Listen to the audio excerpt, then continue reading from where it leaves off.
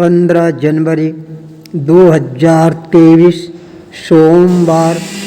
प्रातः काल का समय, अमृत बेला का वह क्षण जब मैं अपने आप को अमृतमय बनाने के लिए ध्यान साधना में अपने आप को अवस्थित करना प्रारंभ कर देता हूँ।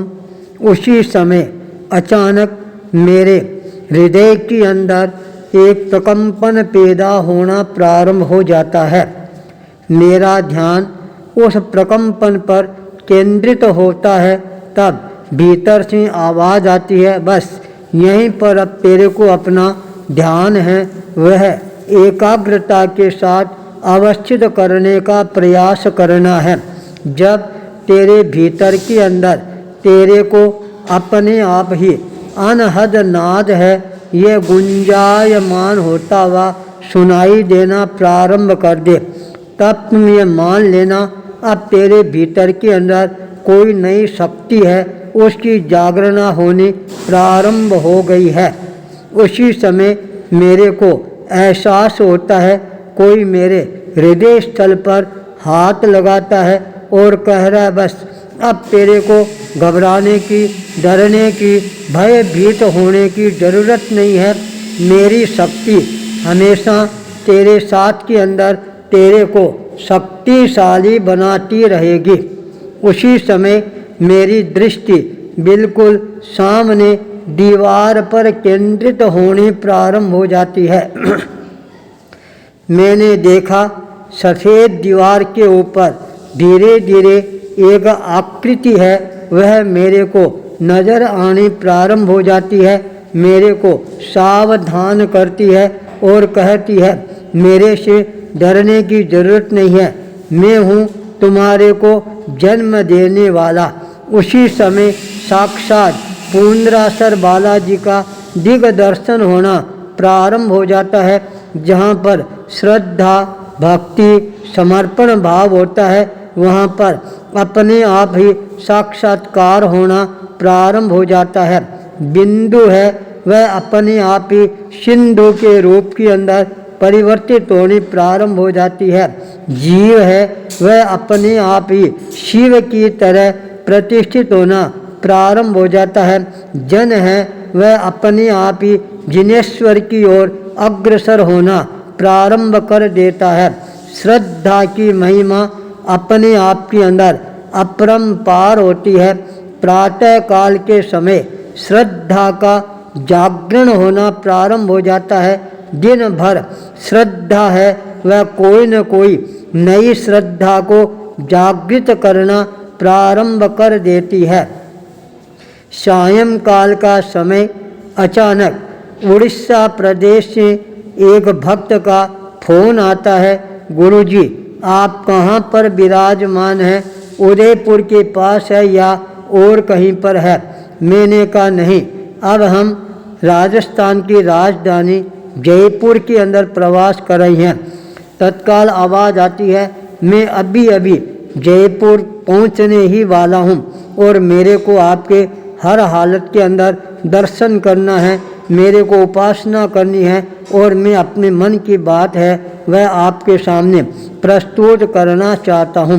कहाँ उड़ीसा प्रदेश और कहाँ राजस्थान, पर जहाँ श्रद्धा का जागरण होना प्रारंभ हो जाता है वहाँ पर अपने आप ही भक्त है भगवान के द्वार पर दस्तक देना प्रारंभ कर देता है। उड़ीसा प्रदेश, पश्चिम उड़ीसा प्रदेश के कांटाभाजी के पास के अंदर बगोमुंडा के पास के अंदर एक छोटा खेड़ा और जहाँ का सरपंच है वह रह चुका है ओपो मेहर।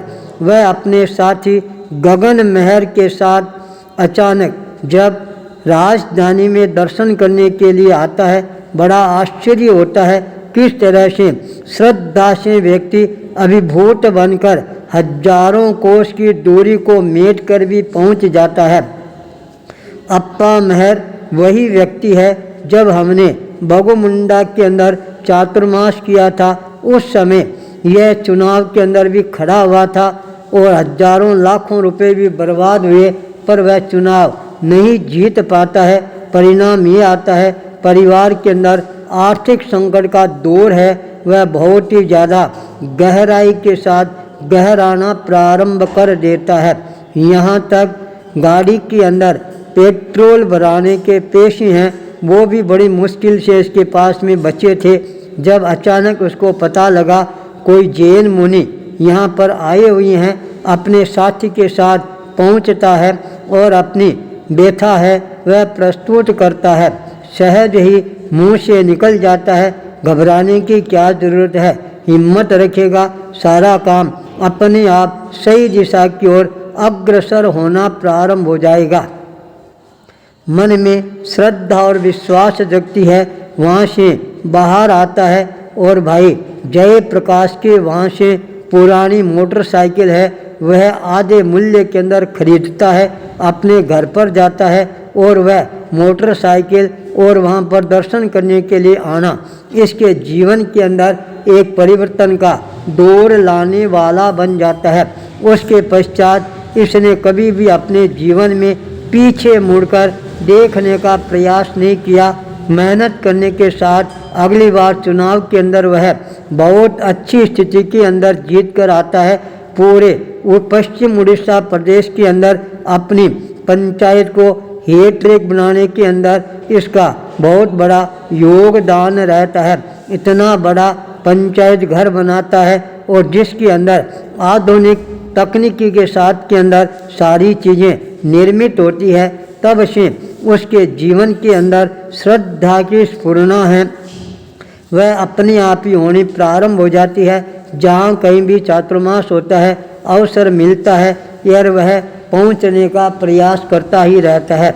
यहाँ आने के पश्चात आधा घंटा सेवा करने के पश्चात जब भोजन का समय होता है तब पास के अंदर होटल में जाता है। वहाँ से भोजन करने के पश्चात जब वापस सुमन कुंज के द्वार पर पहुँचता है, बाहर कई नवयुवक, सर्दी का भयंकर मौसम, आग तप रहे थे, अपा महर भी वहाँ खड़ा हो जाता है। उस समय भाई वीरेंद्र व्यास का ध्यान इस पर केंद्रित होता है। पूछते हैं आप कहाँ से आए हैं? तब उन्होंने कहा हम उड़ीसा प्रदेश से आए हैं। बड़ा आश्चर्य हुआ, इतनी दूर से आप यहाँ कैसे आए? तब उन्होंने कहा हमारे गुरुजी यहाँ पर पधारे हुए हैं, उनके दर्शन करने के लिए आए हैं। बिल्कुल पड़ोस का घर, पर 15 दिनों के बाद में उनको ये पता नहीं है। पास में संत बिरादरी हैं, उन्होंने देखा भाई चंचल जी का मकान है, उनके परिवार के सदस्य हैं, कोई रहने के लिए आए होंगे। बड़े आश्चर्य के साथ वह भीतर आता है। जब प्रथम बार साक्षात्कार होता है उसका मन श्रद्धा से अभिभूत बनना प्रारंभ हो जाता है। निवेदन करता है मैं व्यास हूँ, पुष्करणा व्यास हूँ, अब मेरे को आपकी सेवा का अवसर है वह प्राप्त होगा। मैं हतभागी हूँ, 15 दिनों तक मेरे को पता ही नहीं लगा, पर आज इस श्रद्धालु भाई की आत्मकथा सुनने के पश्चात मेरे मन के अंदर भी श्रद्धा का जागरण हो गया और मैं आपके पास आया हूँ। आप मेरे को अब हमेशा हमेशा के लिए शिष्यवत ही मानने का प्रयास करना। 24 घंटा मेरे द्वार है, आपके लिए खुला रहेगा। जब भी आप एक आवाज़ दोगे मैं उपस्थित रहूँगा। आपको इधर उधर जहाँ कहीं भी जाना हो मेरी गाड़ी तैयार रहेगी और मेरे को सेवा का अवसर है ये आपको हर हालत में प्रदान करते रहना है। जब श्रद्धा का भाव इस तरह से जागृत होता है तब अपने आप ही भीतर के अंदर नई नई अनुभूतियां हैं यह भी होनी प्रारंभ हो जाती है। इसलिए अनुभूतियों का दौर होता है वह वास्तव के अंदर जीवन की एक नई रसायन पैदा करने वाला बन जाता है। अनुभव हमारे जीवन को हमेशा ही महानता के पथ की ओर अग्रसर करने वाला बन जाता है।